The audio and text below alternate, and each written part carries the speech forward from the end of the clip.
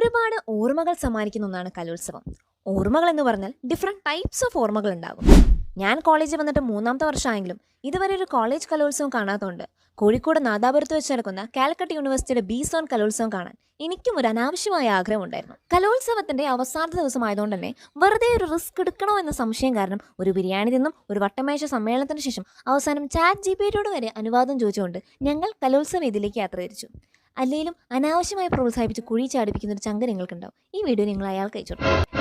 പിന്നീട് ഞങ്ങൾക്ക് നേരിടേണ്ടി വന്നത് ഡിഫറെന്റ് മോഡ്സ് ഓഫ് ട്രാൻസ്പോർട്ട് ആയിരുന്നു. ട്രെയിനിലും ബസ്സിലും ഓട്ടോറിക്ഷയിലും അവസാനം നടന്നു വരെ എത്തേണ്ടി വന്നു. കോഴിക്കോട് ഇത്രയും കോളേജുകൾ ഉണ്ടായിട്ടും എന്തുകൊണ്ടാണ് ഈ നാദാപുരത്തുള്ള കോളേജ് വെച്ച് തന്നെ കലോത്സവം നടത്താൻ തീരുമാനിച്ചത് എന്ന് ഞാൻ ഒരുപാട് വട്ടം ചിന്തിച്ചു നോക്കി. വെറുതെ പരിപാടി കാണാൻ പോയി ഞങ്ങൾ തന്നെ ക്ഷീണിച്ചു പോയി. അപ്പം മത്സരിക്കാൻ വന്ന പിള്ളേരുടെ അവസ്ഥ എന്തായിരിക്കും? ഇവരുടെ തിരുവാതിര കാണാൻ നല്ല രസമുണ്ടായിരുന്നു, പക്ഷെ സമ്മാനം ഇവർക്കല്ല. അത് പിന്നെ അങ്ങനെയായിരിക്കുമല്ലോ.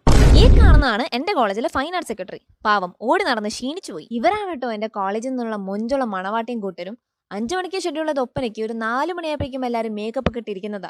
പക്ഷെ ഇവര് സ്റ്റേജിൽ നിന്ന് ഇറങ്ങാൻ 11 മണിയായി. വെളുപ്പിന് 2 മണിയായിട്ടും ഒപ്പന തീരുന്നില്ലെന്ന് മനസ്സിലാക്കിയപ്പോൾ ഞങ്ങൾ വേഗം സ്ഥലം വിട്ട് വടകരയിൽ വന്നിറങ്ങി. പിന്നീട് ഒരു നീണ്ട കാത്തിരിപ്പായിരുന്നു.